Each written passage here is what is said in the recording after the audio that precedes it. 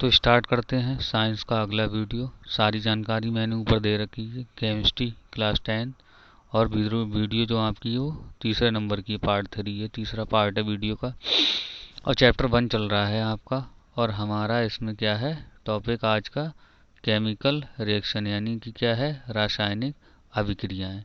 देखिए हम भौतिक परिवर्तन, रासायनिक परिवर्तन, ये सब कुछ पढ़ चुके हैं।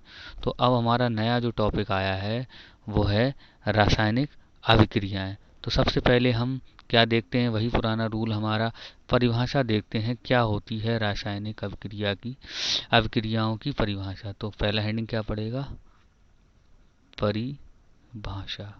क्या पड़ेगा, परिभाषा। परिभाषा डेफिनीशन जान लेते हैं, परिभाषा जान लेते हैं, रासायनिक अभिक्रियाओं की परिभाषा क्या होती है। तो परिभाषाएं जानने के लिए हमको क्या करना होगा, थोड़ा इसके बारे में जानना होगा। जानने के लिए हम देखते हैं क्या होता है। हमने पढ़ा है कि 2 परिवर्तन पढ़े थे हमने। एक परिवर्तन पढ़ा था भौतिक परिवर्तन, दूसरा पढ़ा था रासायनिक परिवर्तन। तो भौतिक परिवर्तन और रासायनिक परिवर्तन, यानी कि ये 2 ही परिवर्तन पड़े थे और दोनों के बारे में जानकारी हमने ले ली थी, और थोड़ी थोड़ी जानकारी हम फिर से ले लेते हैं। भौतिक परिवर्तन जिसमें आगे बढ़ने के बाद पीछे वापस हट जाते हैं। कहने का मतलब ये है जिसमें कोई पदार्थ बना, जैसे हमने पानी को ठंडा किया और बर्फ बन गई, बर्फ को फिर से गर्म कर दिया और क्या मिल गया, पानी मिल गया। ये तो हमारा हो गया, इस तरह के परिवर्तन भौतिक परिवर्तन हो गए। रासायनिक परिवर्तन में क्या होता था, हमने देखा था कि हमने लकड़ी को जलाया और कोयला मिल गया हमको। अब कोयले से हमें लकड़ी नहीं मिल सकती, तो ये रासायनिक परिवर्तन हुआ। बट जब हमने क्या किया, लकड़ी को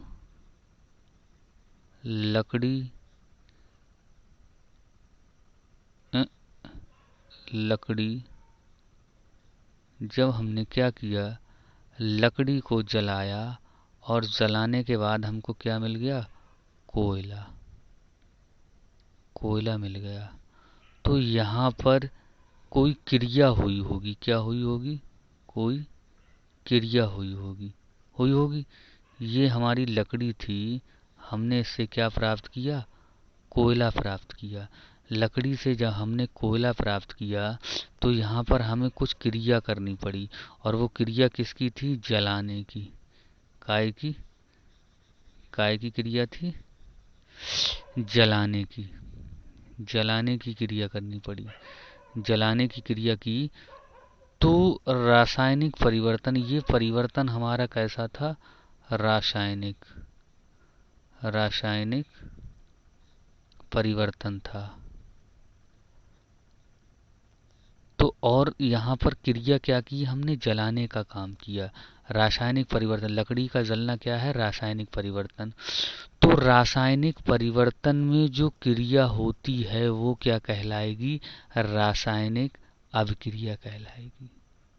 मतलब निकल के क्या आया कि रासायनिक परिवर्तन में जो क्रिया होती है पदार्थों में, या ऐसे बोल सकते हैं कि रासायनिक परिवर्तन में पदार्थों में जो क्रिया होती है वो क्या कहलाती है, रासायनिक अभिक्रिया। देखिए रासायनिक, ये एक वर्ड का बहुत बड़ा कंफ्यूजन है। कुछ किताबें रासायनिक लिखती हैं, कुछ लिखती हैं रसायन, ये लिखती हैं।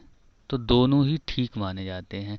हाई स्कूल की किताबें 10th क्लास में आपका दे रखा है ये वाला, और इंटर का अगर आप देखेंगे तो, या कंपटीशन का आप देखेंगे, बड़ी बुक्स देखेंगे तो इनमें 12th की बुक में ये दे रखा है। तो अब ये कंफ्यूजन आता है कौन सा सही माने। तो दोनों ही सही हैं, दोनों का मतलब भी क्या है, सेम है। चाहे आप रासायनिक परिवर्तन लिखिए और चाहे आप रासायनिक परिवर्तन लिखिए, दोनों ही ठीक हैं। ये 10th में ये दे रखा है और ये सारा एनसीईआरटी ने ही दे रखा है, मैं अपनी तरफ से कुछ नहीं बता रहा। और बड़ी बुक्स भी मैंने देखी थी, उनमें भी कंपटीशन की बुक्स में ये वाला दे रखा होता है, और कहीं कहीं पे ये वाला भी दे रखा होता है। तो दोनों ही ठीक है, अगर कोई ये लिख रहा है तो भी ठीक है और कोई ये लिख रहा है तो भी ठीक है। तो रासायनिक परिवर्तन हमने जान लिया, लकड़ी से कोयला जलाया, कोयले से लकड़ी नहीं मिली, तो ये इस प्रकार के परिवर्तन क्या हो गए, हमारे रासायनिक परिवर्तन हो गए। जब ये रासायनिक परिवर्तन हो गए और कोई क्रिया, यार यार जलाने वाली क्रिया तो देखिए आप जानते हैं बिना काम किए बिना क्रिया किए कुछ हो ही नहीं सकता। लकड़ी को पड़ा रहने दीजिए, कुछ हो जाएगा? नहीं होगा जब तक आप जलाओगे नहीं। तो जलाना क्या हो गया? यहाँ पर एक क्रिया हो गई, जलाना एक क्रिया हो गई। इसी क्रिया को क्या कहते हैं? ये परिवर्तन क्या हो गया? रासायनिक परिवर्तन। और रासायनिक परिवर्तन में जो क्रिया हो रही है उसको ही क्या कहते हैं? रासायनिक अभिक्रिया। तो देखिए इसकी परिभाषा लिख के देखते हैं हम क्या होती है।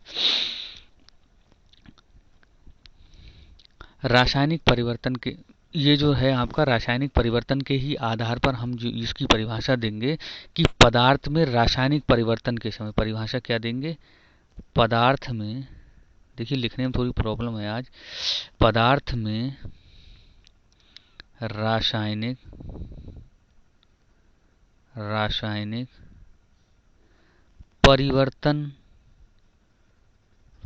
परिवर्तन के समय होने वाली क्रिया को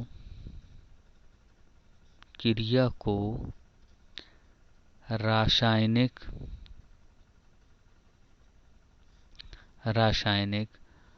अभिक्रिया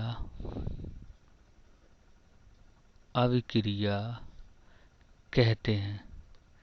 जिसको रासायनिक परिवर्तन समझ में आ गया उसको रासायनिक अभिक्रिया भी समझ में आ जाएगी। रासायनिक परिवर्तन बहुत बार, मैं फिर से एक बार बता दे रहा, रासायनिक परिवर्तन मतलब कोई काम किया, कोई क्रिया कराई। जैसे ये लकड़ी वाला एग्जाम्पल दे दिया मैंने कि लकड़ी से कोयला जलाया, अब कोयले से लकड़ी नहीं मिलेगी। आपने ये क्या कहते, दूध था, दूध से क्या बन गया? चाहे दही बना लो चाहे घी बना लो, दही बना लिया, तो इस दही से ये बन जाएगा दूध? नहीं बनेगा। तो इस प्रकार के जितने भी परिवर्तन होते हैं ये सब क्या कहलाते हैं? रासायनिक परिवर्तन कहलाते हैं। तो इनमें क्या है? रासायनिक परिवर्तन में जो क्रिया होती है, अब यहाँ पर कोई काम होगा, इसी काम को रासायनिक अभिक्रिया कहते हैं। यहाँ पर कोई काम होगा, वो काम हमारे द्वारा नहीं बट कुछ जीवाणुओं के द्वारा ये काम होगा। तो इसी काम को हम क्या कहते हैं? रासायनिक अभिक्रिया कहते हैं। यानी कि एक पदार्थ से दूसरे पदार्थ बनने में जो काम करना पड़ता है उसको क्या कहते हैं? देखिए पदार्थों में रासायनिक परिवर्तन के समय, रासायनिक परिवर्तन जब हो रहा है जिस टाइम पे, उस समय जो क्रिया हो रही है उसको ही क्या कहते हैं?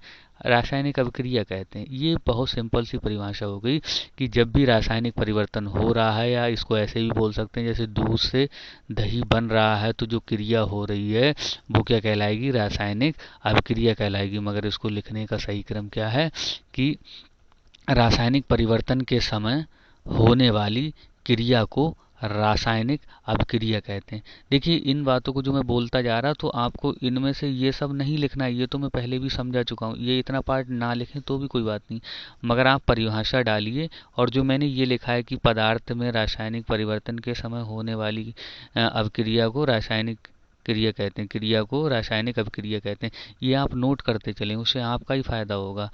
नोट्स बनाते चलें, वीडियो के साथ में वीडियो को रोक लिया करें। मैं हाथ हटा लेता हूँ इसीलिए, ताकि आप देख पाएँ। वीडियो को रोक लें और रोक के इसको देख लें और नोट कर लें, और बाद में जब भी क्लासेस लगेंगी तब आप मुझसे क्या कहते हैं, इसको चेक करा सकते हैं। और बिल्कुल यही पैटर्न क्लास में रहता है पढ़ाने का, तो आप समझिए चीज़ों को। उसके बाद ये तो हमारी होगी रासायनिक अभिक्रिया या रासायनिक अभिक्रियाएं, केमिकल रिएक्शन। ये समझ में आ गई होंगी। अगर समझ में आपको ना आए तो आप मुझे पर्सनली एसएमएस कर देंगे, और मैं आपकी जो भी आपका क्वेश्चन होगा, जो भी आपको डाउट आ रहा, जो भी चीज़ समझ में नहीं आ रहा, आप मुझे बता देंगे, तब मैं आपको क्लियर कर दूंगा। दोबारा से पढ़ा दिया करूंगा या फिर बता दिया करूंगा। उसके बाद हमारा अगला टॉपिक आएगा रासायनिक समीकरण। क्या आएगा? रासायनिक रासायनिक समीकरण। रासायनिक समीकरण। तो रासायनिक अभिक्रिया समझ में आ गई। जैसे रासायनिक परिवर्तन समझ में आ गया, तो हमें रासायनिक अभिक्रियाएं भी समझ में आ गई। और रासायनिक अभिक्रियाएं अगर समझ में आ जाएंगी तो हमें क्या समझ में आ जाएगा? रासायनिक समीकरण भी आ जाएगी। तो रासायनिक समीकरण को लिखने से पहले कुछ बातें हमको जान लेना है। जैसे हम केमिस्ट्री में हम थोड़ा बहुत 9th क्लास में हमने जानकारी रखी है। जैसे यही पुराना एग्जाम्पल ले लेते हैं, लकड़ी। लकड़ी और इससे क्या बना? कोयला। कोयला। तो देखिए इधर क्या था, एक तरफ था लकड़ी और ये दूसरी तरफ क्या था, कोयला। तो इनके बारे में जानना, तो कोयला को क्या कहेंगे, लकड़ी को क्या कहेंगे। अगर इसे हम ए और बी, इधर क्या बन गया बी, इस रूप में लिख लें तो अब क्या कहेंगे। अभी तो नाम पता थे, हमने लकड़ी कह दिया, इसको क्या कह दिया, कोयला कह दिया। अब ए और बी, तो अब कैसे पता करेंगे। कोई आपसे कहने लगा ये कि इस तरफ ए है और इस तरफ क्या है, बी है, तो बी को क्या कहेंगे, ए को क्या कहेंगे। ये जो इस तरफ वाले होते हैं, ये तीर हमेशा ऐसा ही लगता है, इस तीर का विशेष गौर रखेंगे तभी मैं परिभाषा पे आऊंगा रासायनिक समीकरण की। हमारा क्या केमिकल, इसको इंग्लिश में भी बता देते हैं हम, क्या होगा, CHEMICAL, केमिकल इक्वेशन, EQUATIONS,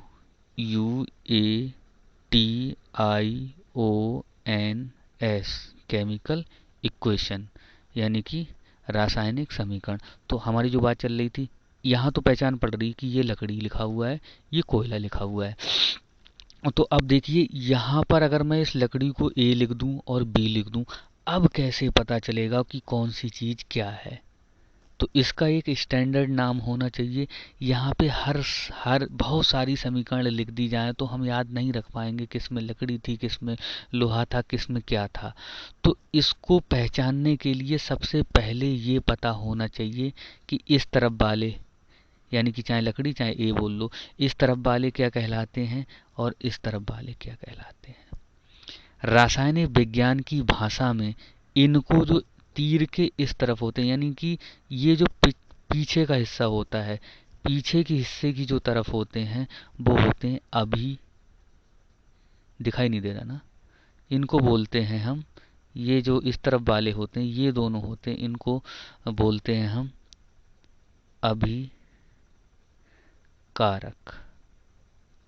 क्या बोलते हैं, बहुत इंपॉर्टेंट वर्ड है, क्या बोलते हैं, अभिकारक। जो इस तरफ वाले होते हैं तीर के पीछे वाले, ये नोक की तरफ के वाले नहीं, ये एक तरफ नोक होती, ये नोक हो गई, ये नोक हो गई आपकी, और ये पीछे का हिस्सा हो गया, पीछे का हिस्सा हो गया। अब इनको जो पीछे का हिस्सा होता है इसको कहते हैं अभिकारक। क्या कहते हैं, अभिकारक। और ये आगे का जो हमारा बी के रूप में या कोयला के रूप में आया, इसको कहते हैं उत्पाद। तो सबसे पहले तो ये याद रखना है कि अभिकारक एक रासायनिक समीकरण जो होती है उसमें अभिकारक और उत्पाद का होना बहुत जरूरी है।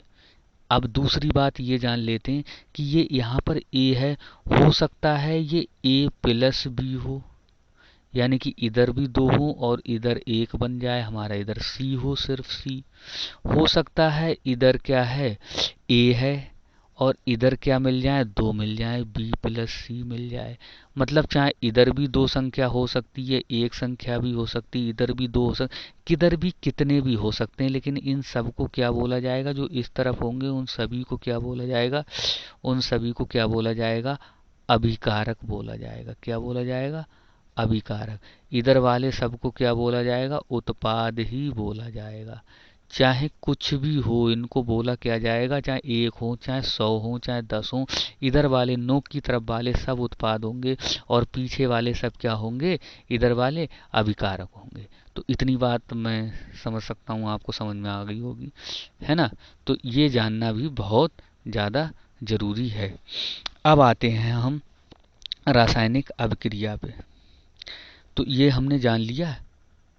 ये जानने के लिए बहुत ज़्यादा कठिन नहीं है। अभिकारक कौन से होते हैं कि तीर के पीछे वाले हिस्सा क्या कहलाता है, अभिकारक कहलाता है, और आगे वाले हिस्से क्या कहलाते हैं, आपका क्या कहते हैं, उत्पाद कहलाता है। तो अब हम परिभाषा दे सकते हैं। परिभाषा देंगे, पहले मैं बोल देता हूँ परिभाषा, फिर मैं लिख के दिखाऊंगा आपको कि किसी रासायनिक अभिक्रिया में भाग लेने वाले अभिकारक तथा अभिक्रिया के परिणाम स्वरूप प्राप्त होने वाले उत्पादों के प्रतीक तथा सूत्रों द्वारा निरूपित करने को रासायनिक समीकरण। कुछ भी समझ में नहीं आया, मेरे खुद भी नहीं आया, है ना।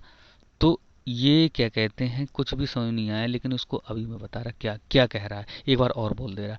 किसी रासायनिक अभिक्रिया में भाग लेने वाले अभिकारकों तथा अभिक्रिया में परिणाम स्वरूप प्राप्त होने वाले उत्पादों के प्रतीक तथा सूत्रों द्वारा निरूपित करने को रासायनिक समीकरण कहते हैं। मेरे भाई थोड़ा सा समझ में आया, थोड़ा सा। अब इसको हम करते हैं क्लियर। देखिए कैसे क्लियर करेंगे। हम इसको क्लियर करेंगे। ये जो कह रहा है वो कह रहा है कि किसी भी अभिक्रिया में, रासायनिक अभिक्रिया में भाग लेने वाले, यार जो बोल रहा मैं बता रहा ये क्या कहना चाह रहा। किसी भी, देखो ये हमारा क्या होता है, हमने क्या किया, एक छोटा सा एग्जांपल ले लेते हैं। जैसे हमने ले लिया Na और प्लस Cl। ये क्या बन गया हमारा, NaCl। ये था सोडियम, ये क्या था, क्लोरीन। और जब इसमें क्रिया कराई तो ये क्या बन गया भाई, नमक बन गया। या इसको रासायनिक भाषा में लिखते हैं सोडियम क्लोराइड।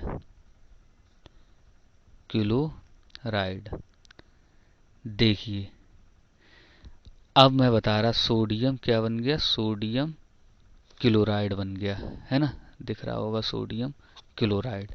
नमक बन गया या सोडियम क्लोराइड बन गया।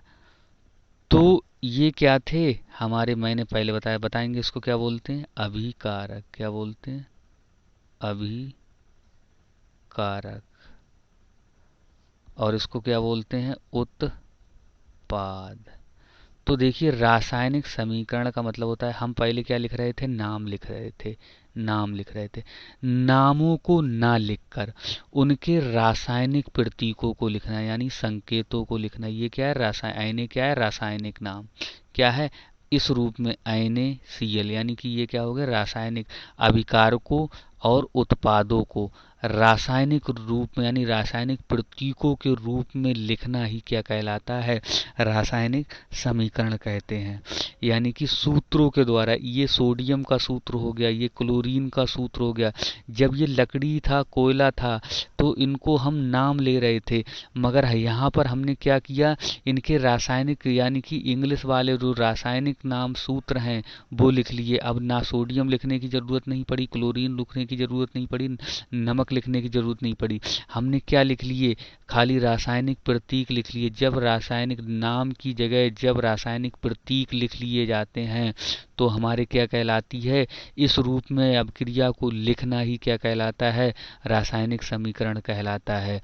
वो क्या कहलाएगी, ये क्या कहलाएगी, रासायनिक अभिक्रिया कहलाएगी। और जब इन्हीं के सूत्र लिखे जाते हैं, यानी कि अगर हम लकड़ी का सूत्र हमें मिल जाए और कोयले का सूत्र हमें मिल जाए, है ना, तो ये फिर हमारा क्या बन जाता है, ये हमारा बन जाता है रासायनिक समीकरण। यदि जैसे हमने क्या, लकड़ी का सूत्र हमने क्या ले लिया, A ले लिया, और कोयले का सूत्र हमने क्या ले लिया, B ले लिया। तो पहले तो ये क्या थी, रासायनिक अभिक्रिया थी। अब ये A और B के रूप में लिखने के बाद ये क्या बन गई, समीकरण। यानी कि जब संकेत, यानी गणितीय रूप में या फिर इंग्लिश के रूप में जब हम इसको लिख लेते हैं तो ये क्या बन जाती है, रासायनिक समीकरण बन जाती है। तो इसकी जनरल सी परिभाषा आप क्या दे सकते हैं कि ये क्या हो गए, अभिकारक, और ये अभिकारक हो गए, और ये क्या हो गया हमारा, उत्पाद।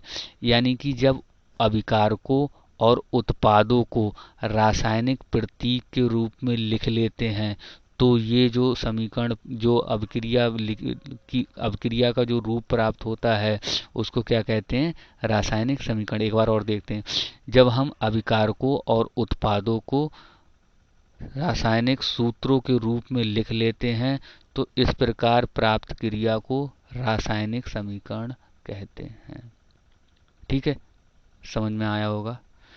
इसके बाद अगला लेक्चर हम बाद में स्टार्ट करेंगे, बहुत लंबा हो रहा है, लगभग 20 मिनट का लेक्चर हो चुका। ठीक है, अगर कुछ समझ में ना आए तो मैंने बताया है, आप मुझे क्या कर सकते हैं, मैसेज कर सकते हैं। मैसेज सब जानते होंगे, सब बोलते हैं SMS। क्या कर सकते हैं, SMS कर सकते हैं, कमेंट कर सकते हैं, लाइक भी कर सकते हैं। यानी यूट्यूब से वीडियो आती हैं तो आप वहाँ पे जाके वहाँ पे भी छोड़ सकते हैं, व्हाट्सएप पे भी छोड़ सकते हैं। नंबर भी मैं आपको लिख दे रहा है यहाँ पे अपना, 63 95 98 56 और 25। आप यहाँ पे मुझे मैसेज भी कर सकते हैं, व्हाट्सअप मैसेज कर सकते हैं, कमेंट कर सकते हैं यूट्यूब पे जाके, और जो भी करना चाहते हैं वो कर सकते हैं। क्वेश्चन अपना पूछ सकते हैं, जिस भी तरीके से आपको क्वेश्चन पूछना बेहतर लगता है वैसे आप पूछिए, ठीक है।